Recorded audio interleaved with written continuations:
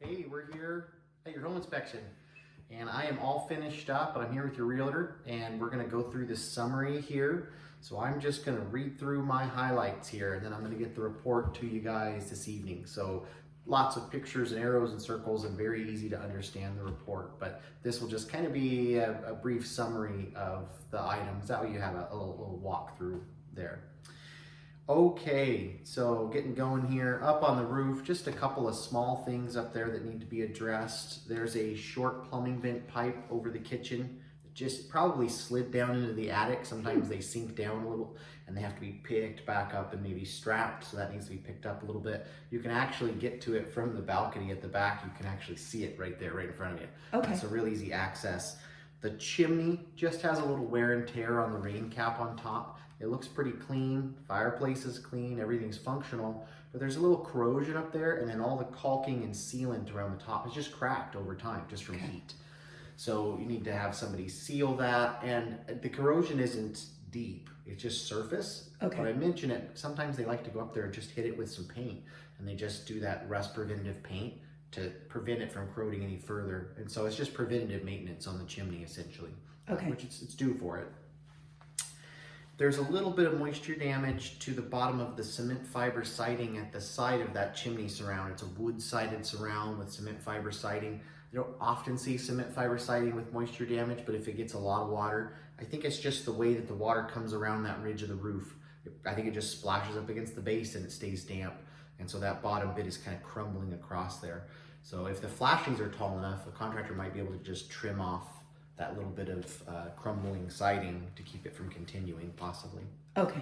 Basic caulking needs to be done outside, which is in every report that I do. I have caulking comments for siding, trim. It's not extensive, but this is due for some caulking around the house, spot areas of the trim, windows, siding, doors, that kind of stuff.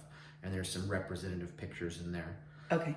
Only a couple little areas of moisture damage outside. At the bottom corners of the front living room windows, there's bottom two corners, there's a little moisture damage to the trim. Okay. They've already replaced a few pieces, and this is just what's left that hasn't been caught yet. A little moisture damage in the corners. There's a little moisture damage to the attic door at the upper balcony. It has a little door into the attic.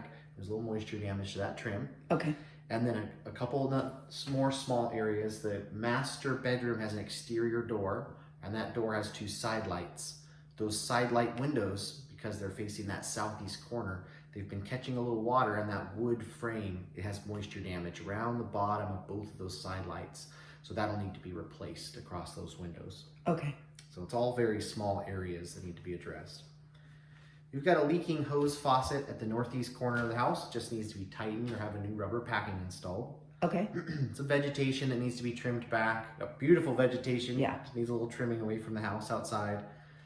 There's a damaged crawl space hatch where it has moisture damage across the bottom of the crawl space hatch. That's at the rear of the master. Okay. And so that needs to be replaced with new materials. And that's also a point of entry for rodents potentially, where they can get under that hatch. So fixing that could also keep some rodents out of the substructure potentially. Did you see any signs of I saw rodents? some droppings down there. It's not Okay. extensive. They haven't been nesting in the insulation. So not the big mess that you can find, just a few little droppings. And they were just mouse droppings. So Okay. they've gotten in. He has what look like professional bait boxes down there. Oh, So okay. probably have already had a pest control company come in and address it. But that's the last place I can see where they might sneak in. So Got it. fix that crawl space hatch, you might completely stop the problem. Okay. You might not need to place any more bait because there's already several bait boxes down there. Up in the attic over the garage, there's an open junction box. Just needs a cover plate installed on it. Okay. And then there's some wiring under the kitchen that's laying on the floor of the crawl space that needs to be picked up and just stapled up off the ground. Okay. That's an easy one. Your furnace and air conditioner, it's a heat pump, which is your heat pump and your air conditioner. It does both heating and air conditioning. And then it has a backup electric furnace just to provide you with heat in the event that it gets too cold for the heat pump, which doesn't happen very often in Oregon. So the backup furnace rarely ever turns on here. It's not needed a whole lot, but I always test both sides of it. And they're only 2016, so they're not that old. They're not that old. They're fairly new. So the original system's been replaced. Brand new system, indoor, outdoor. But when I try to operate it in the emergency heat mode, the electric coils won't turn on. So the backup heating coils won't function. You still have heat because the heat pump is perfectly functional. Right. But those backup heating coils aren't turning on. It's possible one of the coils broke. It could just be something internally that's not telling it to turn them on properly. But the thermostat thinks it's operating the heating coils and there's no heat coming out of the register. So little hiccup there in the system. You want to have an HVAC guy figure out why the backup heating coils aren't turning on. And I'm sorry, you said the backup heating is also new as well? Yes. Oh, yeah. so that's that's a interesting. 2016. Huh. So that's pretty young for an electric furnace. It could be something small, a sensor or something that's not functioning. Okay. I find it hard to believe the coils already went out. Because Yeah. they probably don't have very many hours on them. Right. On those coils, they rarely get used. Huh. So maybe something small that can be fixed, but interesting. I couldn't get it to function properly. Okay. The air filter needs to be replaced. It's dirty. It's also upside down. So it doesn't matter. I only mention it in there so that when the new one's put in, you remember to put it the right way. I drew a little arrow with the word airflow pointing in the direction of airflow because the filters come with an arrow telling you which way the airflow should be. And so, but there was nothing to indicate for an owner of which way that air is going. So I drew a little arrow on there so it shows. So when you put your new one in, perfect. You can match the arrows up Nice. and you're good to go.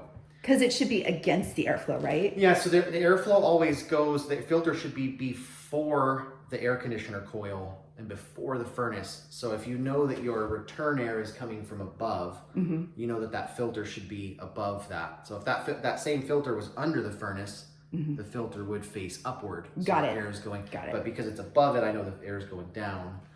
So yeah, it just depends on the airflow. So I walked around and figured out which way the air was coming. Okay. And drew a little arrow. Cool. Makes it easier in the future. All right, thank you. Over the course of time, as this house has been here, they've put in a nice set of pull stairs to the attic, and they put in a pet door in the garage door, and those things breached the 20-minute fire rating that was originally on the ceiling and door. So all that is garages are supposed to have a 20-minute fire rating between the living space and the garage. And the pet door breaches the door, and the pull stairs are just thin plywood, so they breach the ceiling. Okay. So you can decide if you want to have that intact or not. If you do, you can put some sheetrock on the pull stairs, and you could patch the door, replace the door.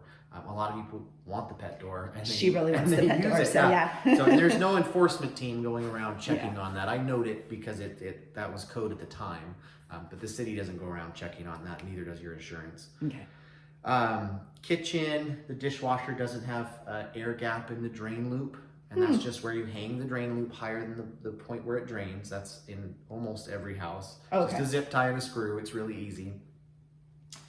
The downdraft cooktop fan duct for the oven, it has a built-in downdraft fan. It used to vent straight out the back, but now there's an addition back there, and that's a concrete slab. Yeah. So they rerouted the duct over, but when they rerouted it, they didn't put in a proper exterior vent kit. It's venting into the inside of the foundation. Oh. So it's just pointing at a vent.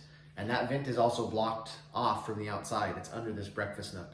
Got it. So it's just venting all of the stuff from the cooktop into the crawl space. So it needs to actually penetrate through the foundation, go to the outside, and have a vent kit installed on the exterior. Okay. Let's see here. There's a couple little things. The cabinet for the sink in the laundry room is off track, needs to be repaired. Okay. There's a little caulking that needs done in the second floor bathroom around the faucet and along the base of the tub, so small little maintenance things. Master bathroom, there's a very slow leak at the drain line under the sink. It doesn't ever get enough to drip. It just seeps up around the top of the drain, kind of sits there, then goes back down.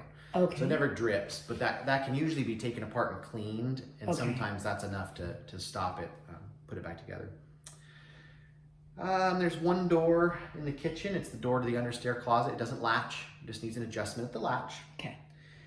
Smoke detectors in the house. You have 2 hardwired smoke detectors, which was code when this house was built. There's one in the hallway outside the master, one upstairs in the hallway. The one downstairs was replaced in 2013, so it has a couple of years left on it. So they're good for 10 years. The one upstairs is 2000, so it's not the original smoke detector, but it's still too old. So you need one new hardwired smoke detector to meet code, and that's the second floor detector, and that's it. Okay. They have carbon monoxide detectors in the right spot, so you're good there. So just a basic hardwired smoke detector upstairs. For the attic, you have that set of pole stairs I mentioned, and it comes down in the garage and drops down onto the floor, and it's missing at least 2 treads at the bottom. So you have to step pretty high to get up onto the first tread. not such a safety concern getting up there, but when you're walking down backwards and there's no bottom steps, you could take a spill if you're not paying attention. So it should have a couple of treads installed on it. Water heater has also been replaced more recently, but it didn't have earthquake straps put on it. So it needs to have earthquake straps installed on it. And that's something an appraiser might So we got an appraisal waiver. Oh, okay. So they're not going to come out. Not a big deal with the appraiser, but we'll still mention it in there. Okay. I mean, is it, so let me, I mean, I don't know if you can answer this ethically, but if it's not, is it one of those things where if there's not an appraiser calling it out, is it really dangerous? It's considered a safety concern. Okay. We still call it a safety concern. The whole problem is if they figure if there's an earthquake and the water heater tips over, you either have, this is an electric water heater, but then you have a combination of spraying water and live electrical. Got it. If it's a gas water heater, you've got the combination of spraying water and broken gas line. Got it. So in this case, it would be a safety concern for the combination of water and electric. And there's not a lot of places in the house where that would mix during an earthquake. Right. And that's the only spot where if it tips over, you got both. And so that it becomes a safety concern. But that makes sense. I've never really known like how that works. I've always thought personally, if you have an earthquake bad enough to tip your water heater over, you've probably got other problems with your house at that point. But we just mention it. And we used to always put it in our reports, even back when I first started. We didn't always highlight it. It was always like a side note, like a maintenance note. But then the appraisers started getting really picky with it. So we brought it up in the report in importance. That way you could catch it before the appraiser gets here and saves everybody some money and headache. So yeah, it should be there. I think we're all going to be in trouble if we have an earthquake that bad. Yeah. Sure. Outside the house, you have a few of your foundation vents are blocked. It's not the middle, but the beginning of June. Nearly summertime, those vents need to be opened up. And here in Oregon, I don't suggest closing those except for during heavy freezing. So if there's a period of prolonged freezing, sure, you can block your vents for a week or two, or 3 maybe. We haven't even had that. Take them back out. We haven't even had that the last couple of years. So I don't block mine at all, and I live in a house where my pipes aren't all insulated. Yours are all insulated down there. So I would take those out, let that crawl space breathe. That'll only help with moisture and other issues down there. And then my last comment here, underneath the north end of the house, which is going to be kind of the living room, dining room end of the house, underneath that section, there is some staining on the plastic, which indicates the crawl space has had 1 to 2 inches of water just under that end of the structure. The rest of it doesn't even have staining. It's dusty dry.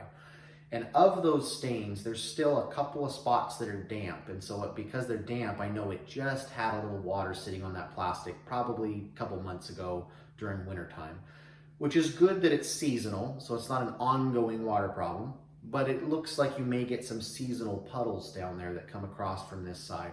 So you don't really want water that comes up and gets stuck on the plastic and sits in puddles.